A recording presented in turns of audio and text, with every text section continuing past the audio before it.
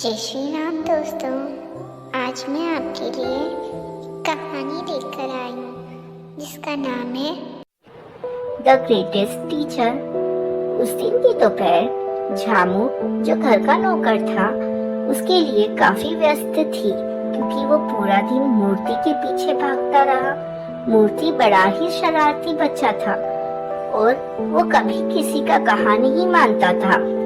अचानक किसी चीज के टूटने की आवाज सुनकर मूर्ति का कंजूस पिता कमरे के अंदर दौड़ा चला आता है और वो देखता है कि उसकी कीमती दीप वृक्ष के टुकड़े टुकड़े हो गए हैं। यह देखकर वो गुस्से से आग बबूला हो जाता है।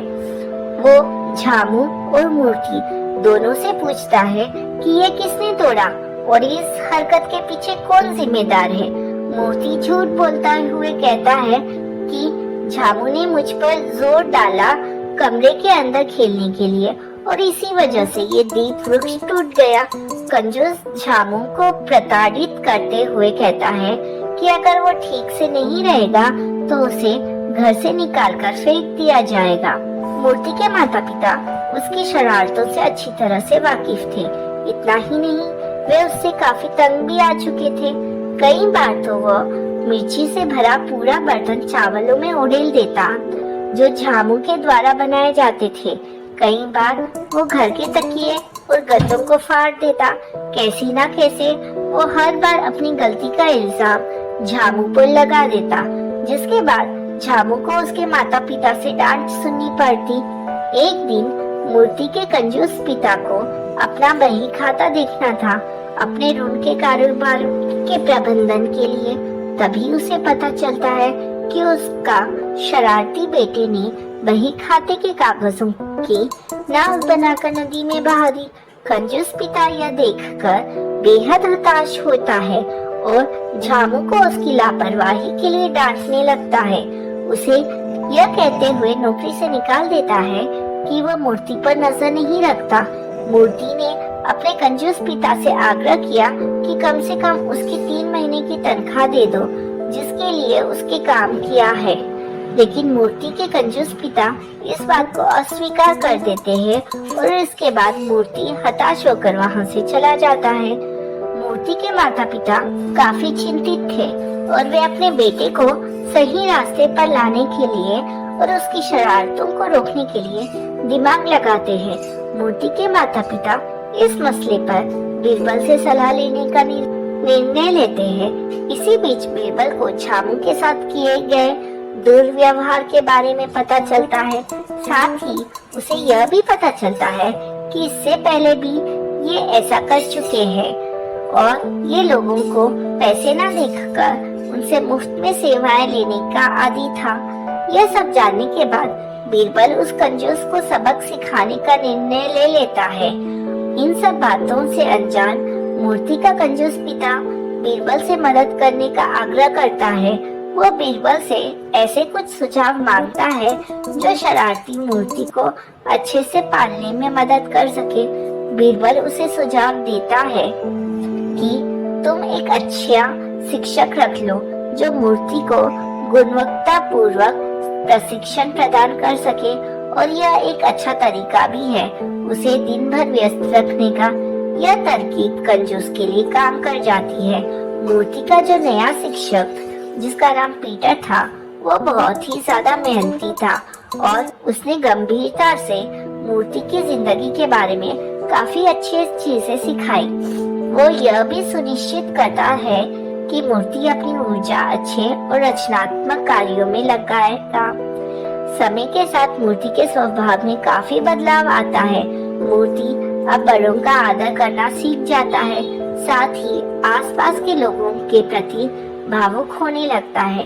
लेकिन जैसे ही 3 महीने बाद पीटर अपनी तनख्वाह मांगता है तो कंजूस सेठ मना कर देता है और उसे एक पैसा भी देने के लिए राजी नहीं होता। कंजूस पिता उस पर आरोप लगाते हुए कहता है कि वो उसकी तुलना से बहुत अधिक खाना खा गया जितना कि उसने उसे काम पर रखने से पहले सोचा था। दोनों के बीच काफी बहस होती है। बीरबल उस दौरान कंजूस के घर आया हुआ था। स्थिति के बारे में पता चलने के बाद बीरबल उसके सामने एक ऐसे टीचर को पेश करता है जो उसकी बेटी को मुफ्त में पढ़ाएगा और खाने के लिए एक दाना भी नहीं लेगा। कंजूस को ये प्रस्ताव इतना अच्छा लगा कि वो इससे इनकार नहीं कर पाता और उसने बीरबल से उसने शिक्षक का परिचय कराने को कहा। बीरबल ने एक चाल चली और एक शर्त रखी कि वो तभी उसे नए शिक्षक से मिलवाएगा जब वो झामू और पीटर की तनख्वाह देगा जो उसने काफी समय से रोक कर रखी हुई है। कंजूस इस बात के लिए राजी हो जाता है और अपने भारी मन से सभी के पैसे दे देता है। जब उसने बीरबल को नया टीचर लाने को कहा तो बीरबल ने कंजूस को गौतम बुद्ध की मूर्ति देते हुए कहा कि ये है पूरे संसार के सबसे बड़े शिक्षक है। इस बात पर कंजूस हंसा और उसने स्वीकार किया कि बीरबल ने बड़ी ही चालाकी से उसे इस बात का एहसास करवाया कि मूर्ति को एक अच्छे शिक्षक की जरूरत है और उसे अच्छी रकम दी जानी चाहिए। दोस्तों, इस कहानी से हमें यह शिक्षा मिलती है कि हमें किसी के भी हक का या मेहनत का पैसा नहीं रखना चाहिए। ये चिप्पी और गुफा का रहस्य। बहुत समय पहले की बात है। एक घना जंगल था जहाँ पेड़ पौधे, रंग बिरंगे फूल और जानवरों की भरमार थी। जंगल के बीचों बीच एक छोटी सी चिप्पी नाम की चूहिया रहती थी। चिप्पी केवल एक साधारण चूहिया नहीं थी, वो जंगल की सबसे छोटी और सबसे तेज जासूस थी। उसकी आंखों में हमेशा एक चमक रहती थी, जैसे वो हर रहस्य का हल ढूंढने को तैयार है। चिप्पी को अपने जंगल के दोस्तों से बहुत प्यार था, लेकिन उसे हमेशा जंगल के अंदर छुपे रहस्यों का पीछा करने का शौक था। एक दिन जंगल में अजीब सी घटनाएं होने लगी। पहले तो पेड़ पौधों के पत्ते गायब होने लगे, फिर जंगल में विचित्र आवाजें आने लगी। सभी जानवर डर के मारे चुप हो गए थे, लेकिन चिप्पी ने तय किया कि वो किसी तरह इस रहस्य का पता लगाएगी। किसी ने तो हमारे जंगल का खजाना चुराया है, चिप्पी ने सोचा और उसने अपनी जासूसी शुरू कर दी। उसने सबसे पहले जंगल के सबसे पुराने पेड़ के पास जाकर छानबीन की। वहाँ कुछ अजीब निशान थे, जैसे कोई बड़े कदमों से चल रहा हो। चिप्पी ने ध्यान से देखा और पाया कि इन निशानों का रास्ता तो एक गहरी गुफा की तरफ जाता था। गुफा की दिशा ने चिप्पी का दिल दहला दिया, क्योंकि वो गुफा बहुत पुरानी और रहस्यमय मानी जाती थी। लेकिन चिप्पी ने डर को अपने ऊपर हावी नहीं होने दिया और मिक्की, उसके दोस्त कुत्ते को साथ लिया। दोनों जंगल के गहरे हिस्सों की ओर बढ़े, जहाँ रात के अंधेरे में भी चिप्पी ने अपनी आंखों से रास्ता दिखाया। जब वे गुफा के पास पहुंचे तो उन्हें अंदर से कुछ हलचल की आवाज सुनाई दी। चिप्पी ने मिक्की को इशारा किया और दोनों धीरे धीरे गुफा के अंदर घुस गए। गुफा में एक अजीब सा धुआं था और वहाँ एक जादुई दरवाजा था जो बंद था।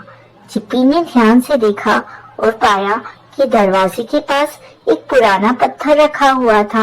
वह पत्थर कोई साधारण पत्थर नहीं था, वह किसी गुप्त कोड के रूप में था। चिप्पी ने सोचा और उसे घुमाया। जैसे ही पत्थर घुमा, दरवाजा खुल गया और चिप्पी और मिक्की अंदर घुस गए। वहाँ एक पुराना खजाना रखा हुआ था, लेकिन वो खजाना सोने चांदी का नहीं था। वो खजाना था जंगल के सारे रहस्यों का संग्रह। उन पुराने दस्तावेजों में जंगल के इतिहास और उसके अनमोल खजाने के बारे में जानकारी थी। चिप्पी ने दस्तावेजों को पढ़ा और समझा कि यह खजाना किसी और के लिए नहीं, बल्कि जंगल की सुरक्षा के लिए था। वह खजाना जंगल की सभी नाजुक और महत्वपूर्ण जानकारियों को संजोए हुए था। चिप्पी ने सबको बताने का फैसला किया कि असल में यह खजाना जंगल के लिए था और यह सही हाथों में था। वह दस्तावेज लेकर जंगल के मुख्य स्थान पर पहुंची, जहां सभी जानवर इकट्ठे थे।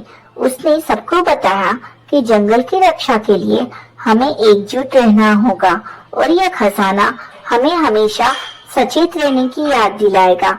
अब जंगल में फिर से शांति लौट आई।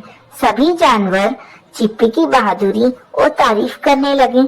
चिप्पी को अब सब जंगल की सबसे छोटी जासूस कहकर पुकारते थे और जंगल के सारे रहस्यों को सुलझाने का उसका सफर जारी था।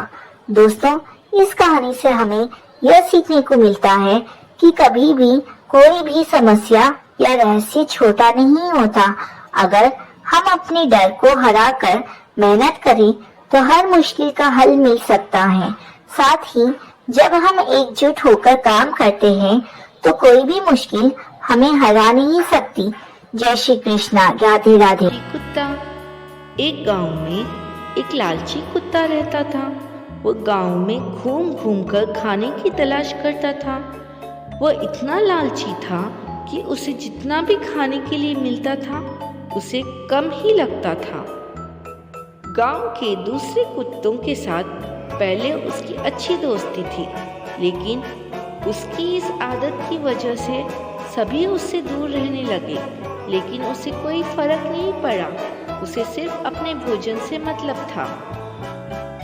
कोई न कोई आते जाते उसे खाने के लिए कुछ न कुछ दे ही देता। उसे जो खाने को मिलता उसे वो अकेला ही चट कर जाता। एक दिन उसे कहीं से एक हड्डी मिल गई। हड्डी को देखकर उसकी खुशी का ठिकाना न रहा। उसने सोचा कि इसका आनंद तो अकेले ही लेना चाहिए। यह सोचकर वो गांव से जंगल की ओर जाने लगा। रास्ते में वो पुल के ऊपर से नदी पार कर रहा था। तभी उसकी नजर नीचे नदी के ठहरे हुए पानी पर पड़ी। उस समय उसकी आंखों में सिर्फ हड्डी का लालच था। उसे यह भी पता नहीं चला कि नदी के पानी में उसका ही चेहरा नजर आ रहा है। उसे लगा कि नीचे भी कोई कुत्ता है जिसके पास एक और हड्डी है। उसने सोचा कि क्यों ना उसकी भी हड्डी छीन लूं, तो मेरे पास 2 हड्डियां हो जाएगी। फिर मैं एक साथ 2 हड्डियों के मजे से खा सकूंगा। ऐसा सोचकर उसने जैसे ही अपना मुंह खोला, उसे हड्डी सीधे नदी में जा गिरी। मुंह से छूटकर हड्डी के पानी में गिरते ही कुत्ते को होश आया और उसे अपने किए पर पछतावा हुआ। इस कहानी से हमें यह सीख मिलती है कि हमें कभी भी लालच नहीं करना चाहिए। लालच करने से हमारा नुकसान ही होता है। एक बार एक शेर अपनी गुफा में सो रहा था। तभी एक चूहा कहीं से आकर शेर के ऊपर कूदने लगा, जिससे शेर की नींद टूट गई। शेर को चूहे पर इतना जोर से गुस्सा आया कि उसने उसे अपने पंजों में जकड़ लिया और उसे मारने की सोचने लगा। यह देखकर चूहा बहुत डर गया। उसने कांपते हुए शेर से कहा, हे शेर राजा, मुझे माफ़ कर दीजिए, मुझसे बहुत भारी भूल हो गई। अगर आप मुझे जाने देंगे तो आपका बहुत उपकार होगा और आपके इस उपकार को मैं वक्त आने पर ज़रूर चुका दूंगा। यह सुनकर शेर को चूहे पर दया आ गई और उसने उसे जाने दिया, पर वह मन ही मन हंसा कि भला ये छोटा सा चूहा मेरे उपकार क्या चुकाएगा। समय बीतता गया और एक दिन हमेशा की तरह शेर शिकार की तलाश में जंगल में घूम रहा था कि एक शिकारी ने उसे चालाकी से अपने जाल में पकड़ लिया। शेर अपनी सहायता के लिए जोर जोर से दहाड़ मारने लगा। शेर की आवाज़ सुनकर चूहा वहां आया। शेर को जाल में फंसा देखकर उसने तुरंत अपने नुकीले दांतों से शिकारी का जाल काट दिया और शेर को आज़ाद कर लिया। शेर ने चूहे को बहुत धन्यवाद दिया। उस दिन शेर को समझ आया कि किसी भी प्राणी की काबिलियत उसके भारी रूप से नहीं लगानी चाहिए और कभी छोटे बड़े का भेदभाव नहीं करना चाहिए। हमेशा सबकी मदद करनी चाहिए, क्योंकि जो दूसरों की मदद करता है उसकी भी सब मदद करते हैं। बंदर और मगरमच्छ की कहानी। एक नदी के किनारे एक जामुन के पेड़ पर एक बंदर रहता था। उस पेड़ पर बहुत ही मीठे मीठे जामुन लगते थे। एक दिन एक मगरमच्छ खाना तलाशते हुए पेड़ के पास आया। बंदर ने उससे पूछा तो उसने अपने आने की वजह बताई। बंदर ने बताया कि यहाँ बहुत ही मीठे जामुन लगते हैं और उसने वो जामुन मगरमच्छ को दिए। उसकी मित्रता नदी में रहने वाले मगरमच्छ के साथ हो गई। वह बंदर उस मगरमच्छ को रोज खाने के लिए जामुन देता रहता था। एक दिन उस मगरमच्छ ने कुछ जामुन अपनी पत्नी को भी खिलाए। स्वादिष्ट जामुन खाने के बाद उसने यह सोचकर कि रोजाना ऐसे मीठे फल खाने वाले का दिल भी खूब मीठा होगा, उसने अपने पति से कहा कि उसे उस बंदर का दिल चाहिए और वो इसी जिद पर अड़ गई। उसने बीमारी का बहाना बनाया और कहा कि जब तक बंदर का कलेजा उसे मिलेगा नहीं वो कुछ भी खाएगी पिएगी नहीं। पत्नी की जिद से मजबूर हुए मगरमच्छ ने एक चाल चली और बंदर से कहा कि उसकी भाभी उससे मिलना चाहती है। बंदर ने कहा कि वो भला नदी में कैसे जाएगा। मगरमच्छ ने उपाय सुझाया कि वह उसकी पीठ पर बैठ जाए ताकि सुरक्षित उसके घर पहुंच जाए। बंदर भी अपने मित्र की बात पर भरोसा कर बैठा, पेड़ से नदी में कूदा और उसकी पीठ पर सवार हो गया। जब वे नदी के बीचों बीच थे, मगरमच्छ ने सोचा कि अब बंदर को सही बात बताने में कोई हानि नहीं है और उसने भेद खोल दिया कि उसकी पत्नी उसका दिल खाना चाहती है। बंदर का दिल टूट गया। उसको धक्का तो लगा लेकिन उसने अपना धैर्य नहीं खोया। बंदर ने तपाक से बोला, ओ मेरे मित्र, तुमने ये बात मुझे पहले क्यों नहीं बताई, क्योंकि मैंने तो अपना दिल जामुन के पेड़ में संभाल कर रखा है।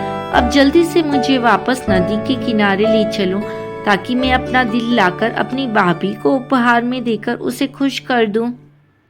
मूर्ख मगरमच्छ बंदर को जैसे ही नदी के किनारे लेकर आया, बंदर ने जोर से जामुन के पेड़ पर छलांग लगाई और क्रोध में भरकर बोला, मूर्ख, दिल के बिना भी कोई जिंदा रह सकता है। जा, आज से तेरी मेरी दोस्ती समाप्त। यह बात सुनकर मगरमच्छ को बहुत पछतावा हुआ कि उसने लालच में आकर अपने अच्छी मित्रता खो दी।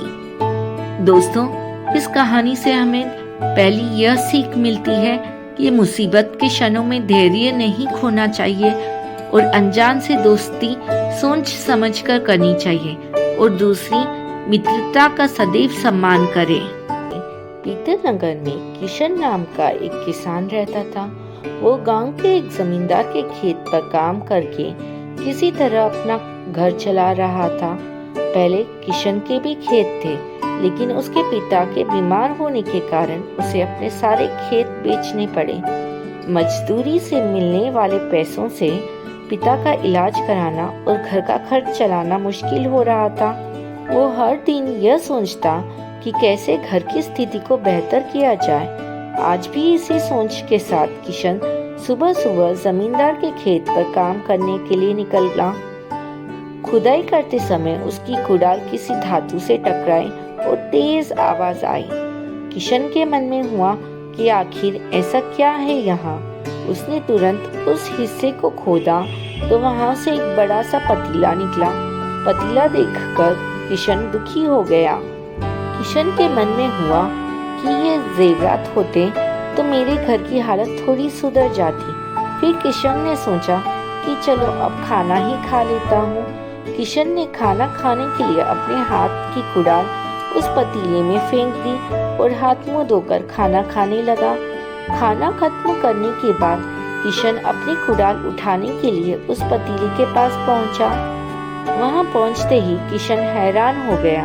उस पतीले के अंदर एक नहीं बल्कि बहुत सारे कुदाल थे। उसे कुछ समझ नहीं आया। तभी उसने अपने पास रखी एक टोकरी को भी उस पतीले में फेंक दिया। वो एक टोकरी भी पतीले के अंदर जाते ही बहुत सारी हो गई। यह सब देखकर किशन खुश हो गया और उस जादुई पतीले को अपने साथ घर लेकर चला गया।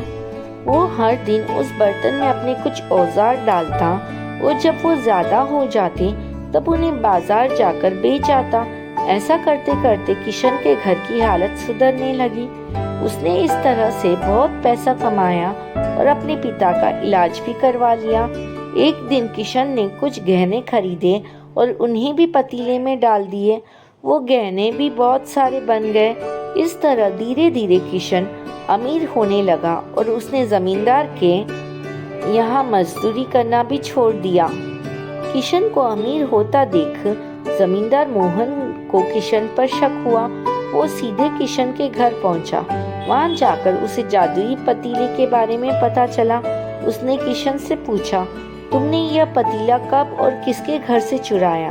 डरी हुई आवाज में किशन बोला, साहब, यह पतीला मुझे खेत में खुदाई के समय मिला था। मैंने किसी के घर चोरी नहीं की। खेत में खुदाई की बात सुनते ही जमींदार ने कहा, यह पतीला जब मेरे खेत से मिला तो यह मेरा हुआ। किशन ने जादुई पतीला ना लेकर जाने की बहुत मिन्नतें की, लेकिन जमींदार मोहन ने उसकी एक नहीं सुनी। वो जबरदस्ती अपने साथ उस जादुई पतीले को लेकर चला गया। जमींदार ने भी किशन की तरह उसमें सामान डालकर उन्हें बढ़ाना शुरू किया। एक दिन जमींदार ने अपने घर में मौजूद सारे गहने एक एक करके उस पतीले में डाल दिए और रातों रात बहुत अमीर हो गया। वो एकदम से जमींदार के अमीर होने की खबर पीतल नगर के राजा तक पहुंच गई। पता लगाने पर राजा को भी जादुई पतीले की जानकारी मिली। फिर क्या था, राजा ने तुरंत अपने लोगों को भेजकर जमींदार के यहाँ से वो पतीला राजमहल में लाने का आदेश दिया। राजमहल में उस जादुई पतीले के पहुंचते ही राजा ने अपने आसपास मौजूद सामान को उसमें डालना शुरू किया। सामान को बढ़ता देखकर राजा दंग रह गया। होते होते आखिर में राजा खुद उस पतीले के अंदर चला गया। देखते ही देखते उस पतीले से बहुत सारे राजा निकल आए। पतीले से निकला हर राजा बोलता, मैं पीतल नगर का असली राजा हूँ, तुम्हें तो इस जादुई पतीले ने बनाया है। ऐसा होते होते सारे राजा आपस में लड़ने लगे और लड़कर मर गए। लड़ाई के दौरान वो जादुई पतीला भी टूट गया। जादुई पतीले के कारण राजमहल में हुई इस भयानक लड़ाई के बारे में नगर में सबको पता चल गया। इस बात की जानकारी मिलते ही मजदूर किशन और जमींदार मोहन ने सोचा कि अच्छा हुआ कि हमने उस जादुई पतीले का इस्तेमाल सही से किया। उस राजा ने अपनी मूर्खता के कारण अपनी जान ही खो दी। हमें इस कहानी से दो सीख मिलती है। पहली कि मूर्खता का अंत बुरा ही होता है और दूसरी कि हर सामान का इस्तेमाल संभल कर करना चाहिए, नहीं तो यह हानिकारक होता है।